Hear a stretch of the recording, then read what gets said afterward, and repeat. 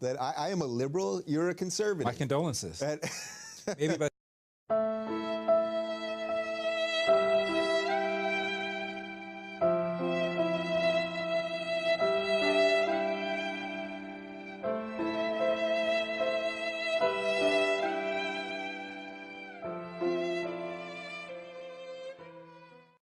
and all that stuff, but at least he was keeping a sort of lid on the actual craziness that we're seeing right now.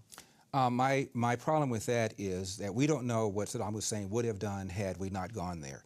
Even though we didn't find the stockpiles, there were two people that George W. Bush sent to find the stockpiles. One was named David Kay, the other one was named Chuck Dulford. Both of them said, we didn't find any stockpiles, we screwed up. However, this guy was going to reconstitute his WMD program and reconstitute his nuclear program when the heat was off. So we would have had to deal with him anyway. The second thing I say is that President Obama pulled out all the troops because he ran in 2008 and said the Iraq War was a dumb war, we never should have gone there.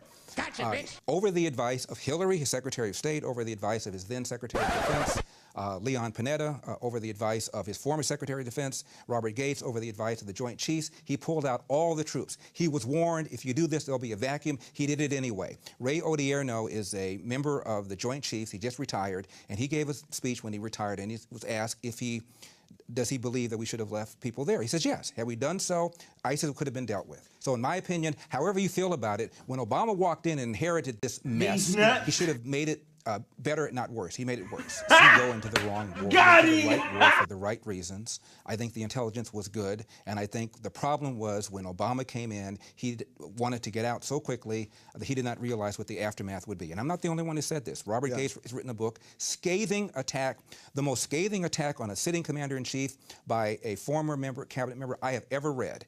And he even recently, just a few days ago, Dave, said that Obama's national security and foreign policy advisors are dangerously naive. How?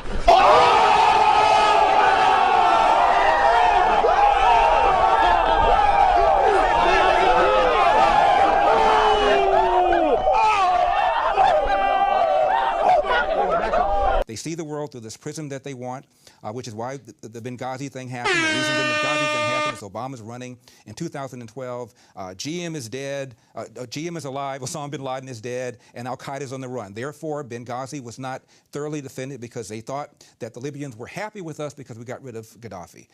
And so, in my opinion, the Obama administration sees the world through their prism of this ridiculous idea that if we are nicer to people and reach out with an unclenched fist, they will reach out in kind. The world doesn't work that way. We have bad people who hate us, and we need to deal with it.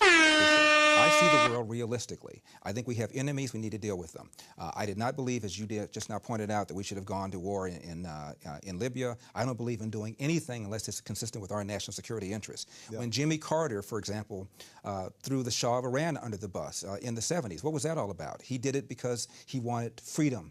He wanted to liberate the people who were behind bars. The same people we now call terrorists, these are the ones that Obama forced the Shah to let out of prison, and they ultimately toppled the regime. What's that all about? It's not our job to impose democracy. It's our job to make sure that countries are not our enemies. Our countries are doing things that are consistent with our own national security interests. Woo! Y'all gonna make me lose my mind. Up in here, up in here. Y'all gonna make me go all out. Up in here, up in here. According to this, you are black.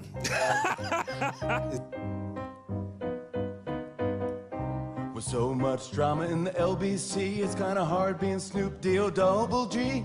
But I, somehow, someway, come on funky act like every day. Rolling down the street, smoking endo, sipping on gin and juice. Laid back.